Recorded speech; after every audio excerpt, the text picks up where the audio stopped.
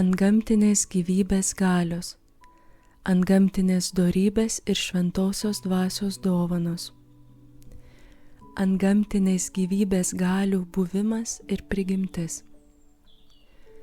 Tam, kad antgamtinė gyvybė, kurios pradmuo mūsų sieloje yra pašvenčiančioji malonė, galėtų reikštis bei vystytis, ji yra reikalinga antgamtinių galių. Dievas iš savo gerumo ir yra ją aprūpinęs tokiomis galiomis. Jas įprasta vadinti antgamtinėmis dorybėmis ir šventosios dvasios dovanomis. Popiežius Leonas XIII sako, kad teisusis, gyvenąs malonės gyvenimu ir veikęs dorybėmis kaip savo galiomis, yra reikalingas ir šventosios dvasios dovanų. Iš tiesų, pašvenčiančioji malonė suantgamtina sielos esmę bei jos būseną. Kad siela pagal šią naują savo būseną galėtų reikštis, tai yra, kad ji galėtų ir veikti antgamtiškai, reikia, kad būtų suantgamtintos ir jos prigimtinės galios. Tai padaro drauge su pašvenčiančiąja malone suteiktos antgamtinės dorybės ir šventosios dvasios dovanos.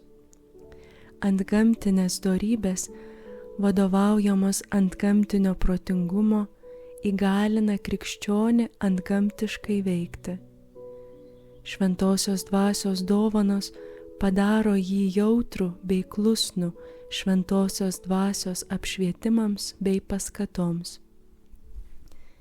Gyvenime šios dovanos reiškėsi tuo apčiuopiamiau, juo krikščionis apsimarinimo praktikomis yra tapęs mažiau jautrus nuodėmingojo pasaulio sugestijoms.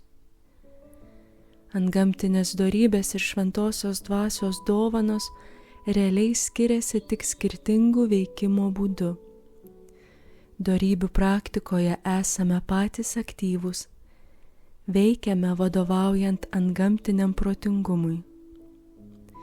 Šventosios dvasios dovanų praktikoje iniciatyva ateina iš šventosios dvasios, o mums lieka tik jos veikimui paklusti.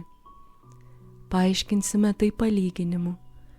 Motina moko vaiką vaikščioti, arba leidžia vaikui pačiam eiti ir tik prilaikydama padeda jam suteiktas kliūtis įveikti, arba paėmusi ant rankų perneša per kliūtis.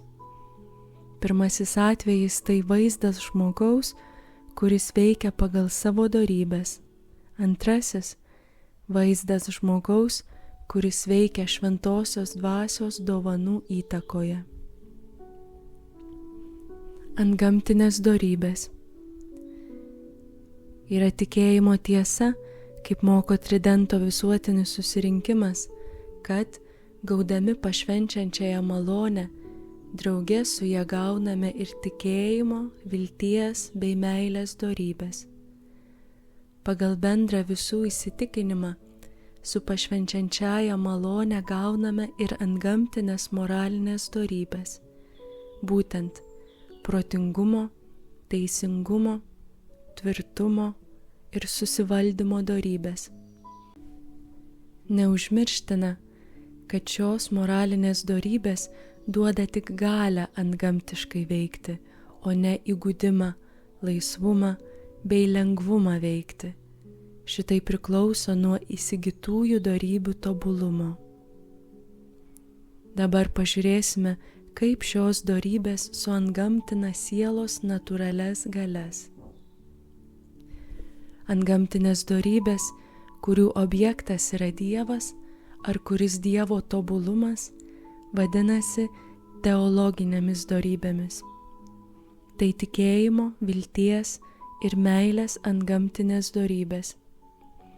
Tikėjimo dorybė įgalina mūsų protą pažinti Dievo prikštąsias tiesas ir įgalina mus visą spręsti jų šviesoje. Viltis – tikėtis amžinosios laimės Dieve, dėl jo pažadų ir dėl jo galingos pagalbos bei gailestingumo. Meilė įgalina valią mylėti Dievą panašiai kaip Dievas mus myli. Ji įveda mus į bičiuliškus santykius su trinitariniais asmenimis. Moralinių dorybių objektas yra tai, kas teisinga ir gera žmogaus gyvenime pagal Dievo įsakymus. Jos, įgalindamos mus veikti šiame gyvenime pagal Dievo nurodymus, šalina kliūtis, trukdančias mūsų vienybę su Dievu, ir įgalina būti ištikimesniais Dievo apreikštai valiai, tuo pačiu pajėgesniais bičiuliškai bendrauti su Dievu. Protingumas įgalina pasirinkti geriausias priemonės kelyje į savo amžiną laimę. Teisingumas įgalina tinkamai atlikti savo pareigas Dievui ir artimui ir tokiu būdu tapti mielesniais Dievui. Tvirtumo dorybė įgalina įveikti kliūtis, kurios pasitaiko kelyje į dangų. Susivaldymo dorybė įgalina valdyti savo potraukius į juslinius malonumus ir jais naudotis pagal Dievo nurodymus. Šventosios dvasios dovanos. Apie šventosios dvasios dovanas bus kalbama vėliau. Čia tik pažiūrėsime, koks yra jų santykis su antgamtinėmis dorybėmis. Šventosios dvasios dovanos nors ir nėra vertesnės už teologinės dorybės, ypač už meilės dorybę, bet jos žymiai patobulina jų praktiką.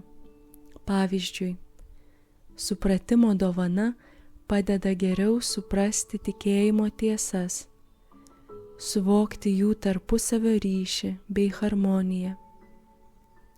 Mokslo arba pažinimo, žinojimo dovana padeda vertinti kūrinius iš jų santykio su Dievu. Dievo baimės dovana stiprina vilties dorybę, atitraukdama mūsų dėmesį nuo laikinų gerybių ir pastumėdama mus trokšti dangiškųjų gerybių.